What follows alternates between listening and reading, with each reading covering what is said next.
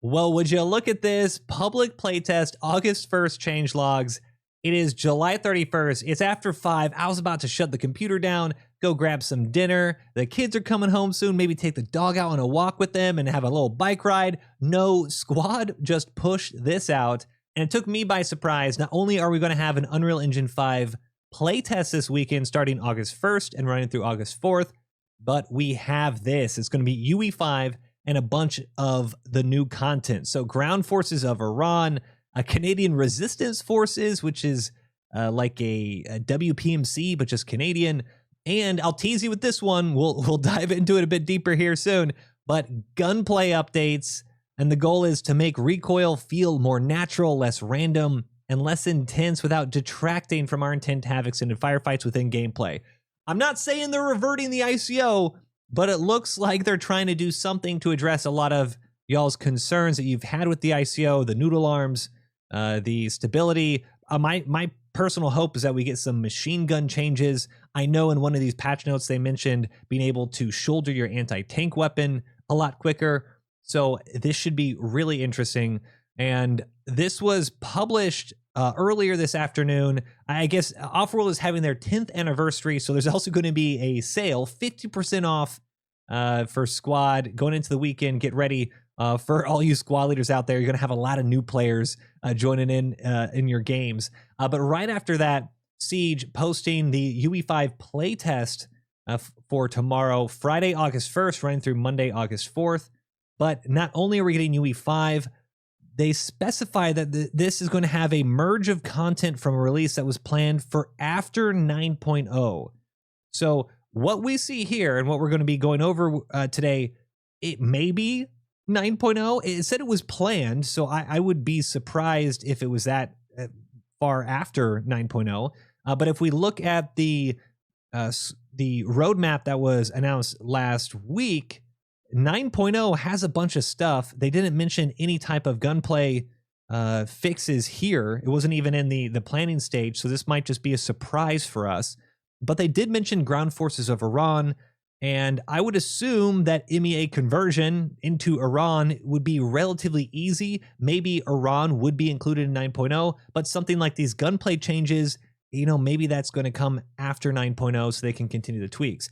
I don't know. We'll see. Either way, there's actually going to be a lot to look at for Squad content this weekend. So if you haven't played the public playtest and you don't want to re-download the client or whatever, I understand. This seems like the one that you're probably going to want to do. So playtest starts tomorrow, going to run through the weekend. Get that download early, because if there's gunplay updates, that means the devs want your feedback on this. I'm surprised. ICO stalwart here, but I do know there are some big problems with the ICO.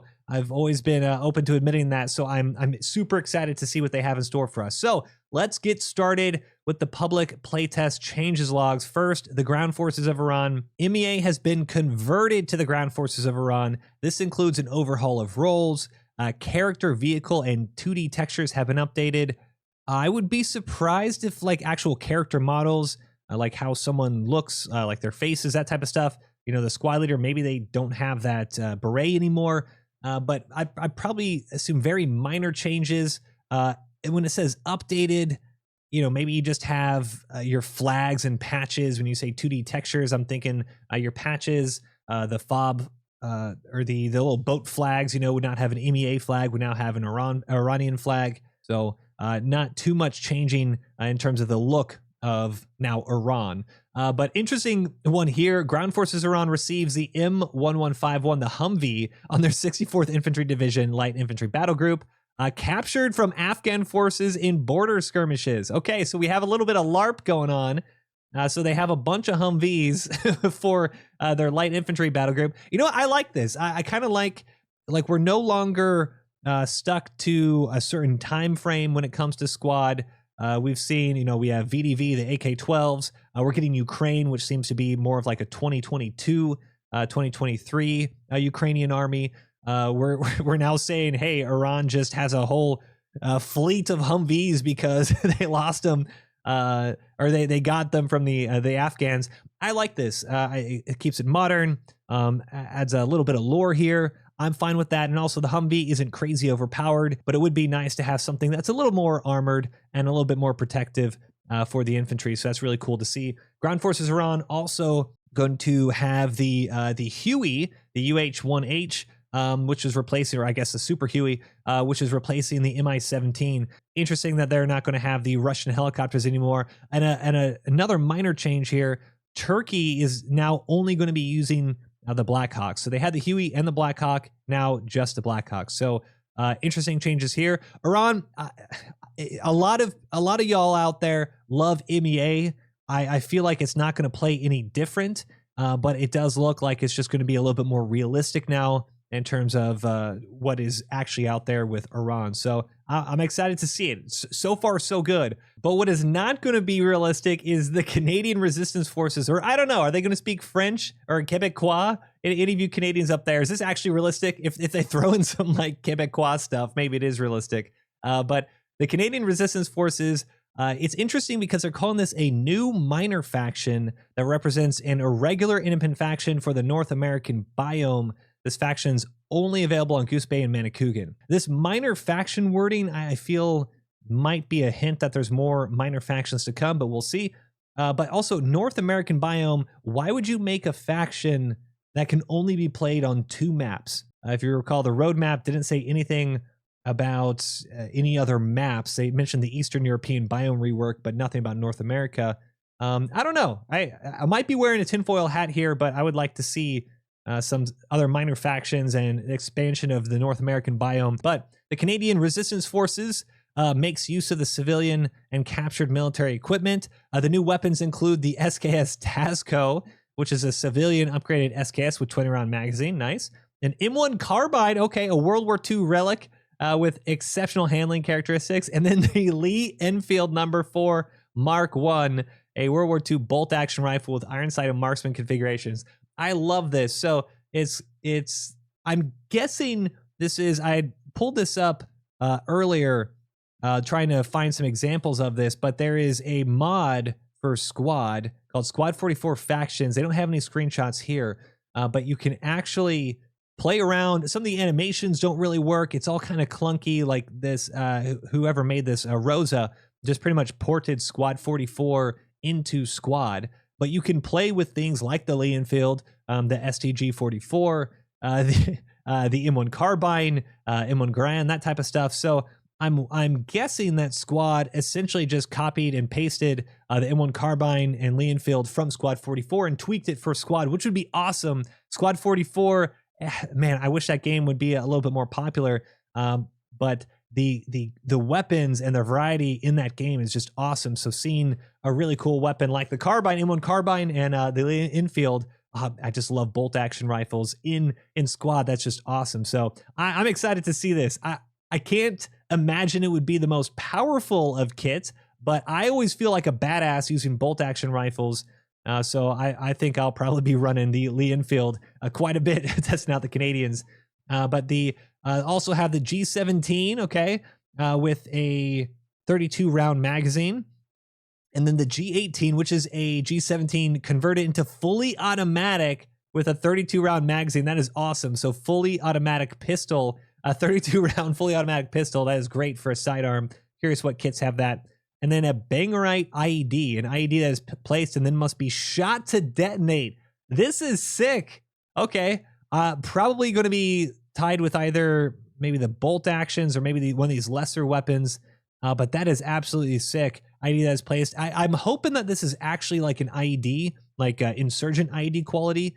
This would now only be the second faction in game that has IEDs, since the Insurgents now are the only ones that have it. The militia had their IEDs removed like a year or so ago. So having a second faction that can do IEDs, and especially one like this, where this is also interesting because you don't have the warning of the phone call. So I'm curious how, not OP, but how people will be able to surprise enemies now using this Bangerite IED. That is awesome. I love things that just make this this play style different from another faction. Squad leader roles carry up to 3 rallies with a cheap 30 ammo rearm. Are you kidding me? Okay, we need to check on this one.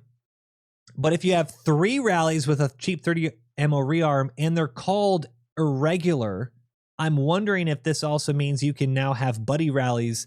I mean, Canadian Resistance could just be one of the most mobile factions in the game. This is really cool. The 30 ammo rearm is huge. 3 different rallies is huge.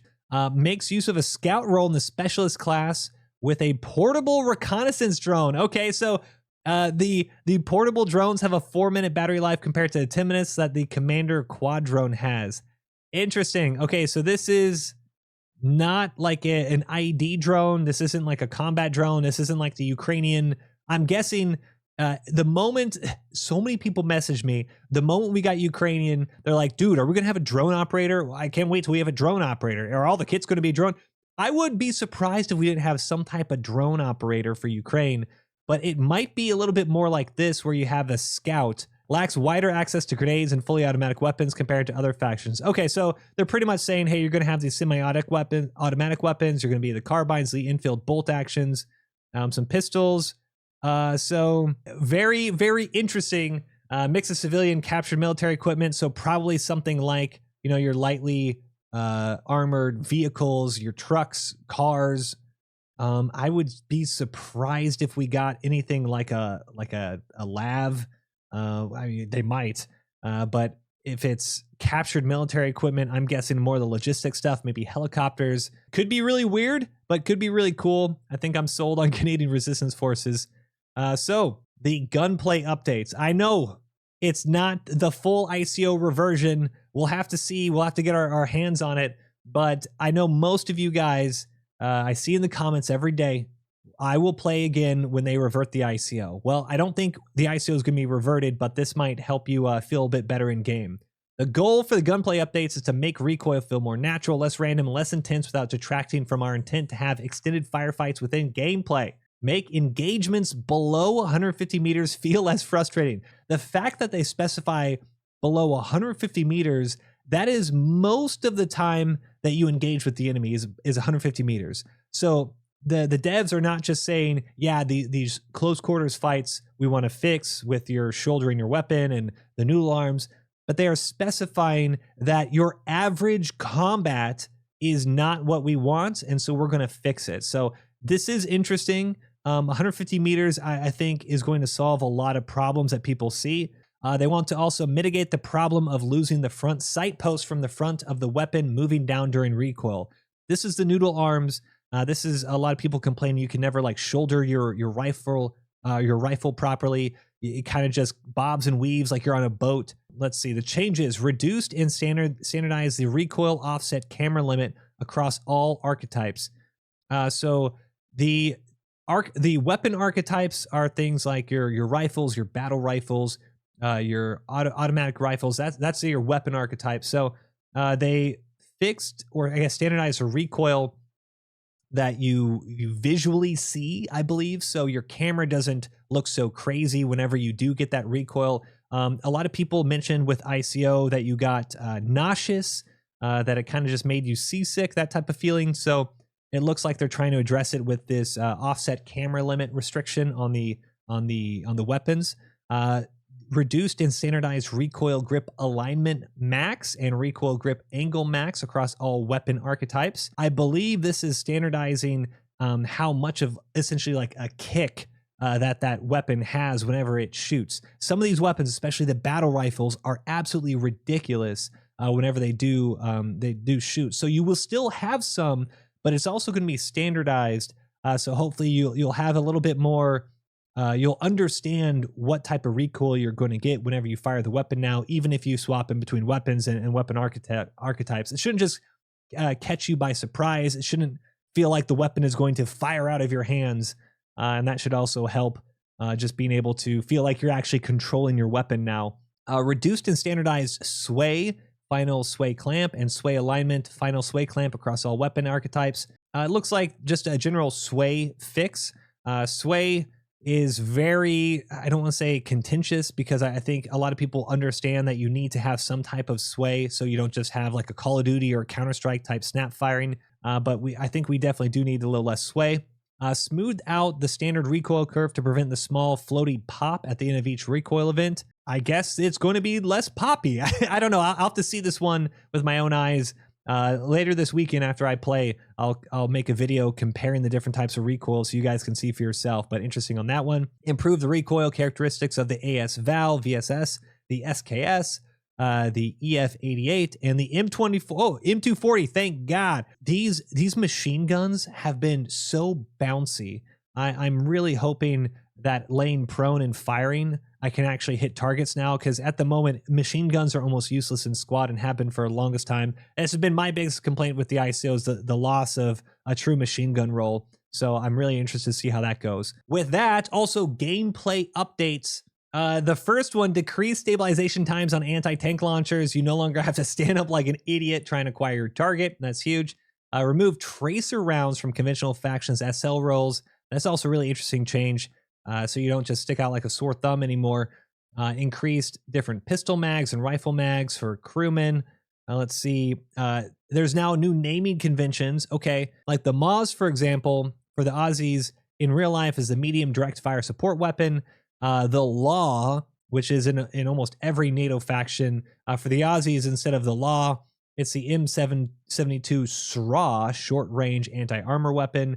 And it also looks like they've updated it to match what realistic properties it has. So now the Aussie Law is actually going to be worse than the American Law because it has lower penetration, just a little bit, 300 millimeters from 320, but it has a larger blast radius. I don't really know how that will affect killing certain vehicles. You know, maybe it helps hit different components, or it can even kill infantry nearby. With this blast radius, but interesting that they're adding a bit more realism to that. That's something that you never think you need, but then you see it and it makes sense. The British faction, their anti-tank weapon is technically light anti-structure now. A lot of this stuff just making it look a little bit more realistic. Now, one difference though is the Canadians, their Law will actually have higher penetration, 320 millimeters to 350 millimeters to mimic real life characteristics. Once again, it shouldn't change too much, but should do a bit more damage, easier to kill these lightly armored vehicles, your armored cars, your APCs, things like that. Turkey, you now have a squad leader role with a G3A7. You have a grenadier role that has the Iron Sight MPT-76 with the AK-40 underbarrel grenade launcher, which is cool. MGL grenadier role is now a specialist role as a heavy grenadier with a limit of 2 per team. This is interesting. I thought these I mean, I love the little blunk blunk of the 40 mil GLs. I mean, they're awesome, but it was a bit ridiculous seeing so many of them. A heavy grenadier roll, I like that. Additional medium machine gun roll with the Iron Sight PMT-76. VDV has a new squad leader roll with the Val. Rifleman with some AKs. Additional marksman rolls. Gotta love our marksman. Added a scout specialist role with the AS Val OKP-7 and portable recon drone. Hey, there we go. VDV does get a portable recon drone. So it looks like this is going to be a bit more standardized of scouts. I would love to see. Oh, here we go. RGF also has a portable recon drone. Okay, so recon drones are going to be a thing. Are we going to have recon drones with Marines? No, I'm not seeing Marines. Are we going to get it with U.S. Army anywhere? I'm not seeing it, but at least Russia. And then I'm going to guess Ukraine will also get recon drones. But that's really interesting. Now you're going to have scout roles. Updated the 4th Marines Amphibious Ready Group to use modern loadouts with the M27 IARs. So the USMC as a whole looks like they're getting not the older M16s they had, but most kits will have the M27. So they're modernizing the USMC, which should be awesome. China is getting an additional grenadier roll with iron sights and the underbarrel GL. Getting an additional medium machine gun roll, updated hat to use the pistol. Wait, what? Hold on a second. Let's pump the brakes here. Updated hat to use the QSZ-92 pistol as primary weapon, but with 2 times tandem and 2 times high explosive PF98 rounds. You know what? Hell yeah. Okay. I think that's weird as all hell. I don't know. Is someone if you have been in the military, is there any instance of your primary being something like this? Like you hold on to a hat kit and you just have you don't have a rifle, you just have like a pistol and piece of equipment. Is that a thing? I didn't think that was a thing. I'm kind of on board. 2 times tandem, 2 times high explosive PF98. I think this would be cool. Hat 2 will have the QBZ95 B1 as primary and only 1 tandem and 1 HE. So if you want to be more of an all-arounder, hold your ground with infantry and then use anti-tank, you can do this. But then if you want to just be a vehicle killer with your little pistol, oh man, that's awesome. Canada replaced the 1x CH-146 with one CH-146 CAS equipped with 50 cal and minigun door guns. If you thought you'd be harassed by pilots and door gunners with these just regular machine guns, these general purpose machine guns, oh my God, 50 cal, dude, say goodbye to your Logi lines. We need our stingers. We need anti-air. It needs to happen. Renamed the RPG-7V2 to the RPG-7V1. Okay, interesting. Removed MBT spawn from all support type battle groups. Okay. Added 10-minute initial delay to extra MBT for armor type. Okay, armor now has a little bit of a nerf. You don't get all your armor all the time. I'm not going to go on all of these. Just a bunch of 10-minute delays on your tanks for armored. Reduced the number of transport helicopters that spawn on combined arms type battle groups from 2 to 1. Wow, that is huge. That's a huge nerf to combined arms. The double helicopters. I do like this though. Having so many vehicles has made it very difficult for infantry to be successful because everyone wants to just be in helicopters. And also, the more helicopters you have, the less careful you have to be. And that means players are able to use these helicopters to do some really sneaky fobs and kind of leapfrog. It can make for like games that are actually not super fun because you're no longer fighting in firefights. You're just kind of chasing shadows. And so I think I'm interested to see how the games actually evolve with this. Added ATGM capable light tactical vehicles to most air assault type battle groups, like the TOEM V. It added to the Aussies, British, and CAF. Oh, that is awesome. This is huge. The Aussies, British, CAF especially, they do not have any ATGMs, as they say here. No, they don't have their own indigenous variants. So having TOEM Vs for all of these is huge. That is a huge buff for these factions. I love that. Updated battle group icons to NATO symbols, example, combined arms, light infantry, motorized, that's cool. And then experimental iteration to skirmish mode, infantry only mode focused on conquest style objectives. 5 objectives captured in any order. Oh, hell yeah. 1 anchor point for each team. Holding the majority will trigger a bleed on the enemy team. Currently on Samari, Korra, Fallujah, Goose Bay Gore. Oh, hell yeah. I love that. So skirmish is being completely reworked to conquest. I'm on board. Oh, that's going to be so much fun. All right. I'm going to definitely play that this weekend.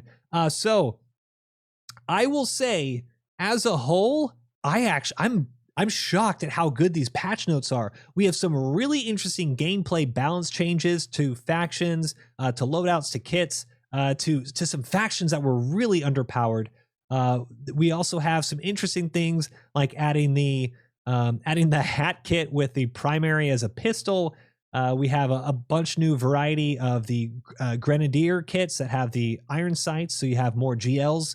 You have of course, the ICO reversion. I don't think it's going to be a full ICO reversion, but the goals here make it seem like each weapon is going to be far easier to handle, to shoot, to stop, ADS, acquire your target, and shoot. I'm excited, and I'll say this again: if you haven't played the playtest before, if you've held off, if you haven't done it, and I'll show you again how to do it. You go to squad public testing. Oh man, there's an update already. I'll check it out. We'll do it this weekend. Trust me, I'll record everything and I'll dive deeper into these changes. But if you get into the public testing app, you can download it and then play in this for the weekend. If you're going to play in any one of these play tests, it seems like this is definitely the one to do it. I'm excited, guys. But what do you guys think? Gameplay changes, weapon changes, ICO changes, new factions. Are you guys hyped? Is this enough? Are you just kind of waiting? Are you going to see if UE5 will burn your computer? Let me know down in the comments below. I know this is kind of a quick and dirty video, but I saw this and I just had to dive into it with y'all. So let me know what you think. If you liked the video, give it a thumbs up, and I'll see you guys in the next one. Until then, peace.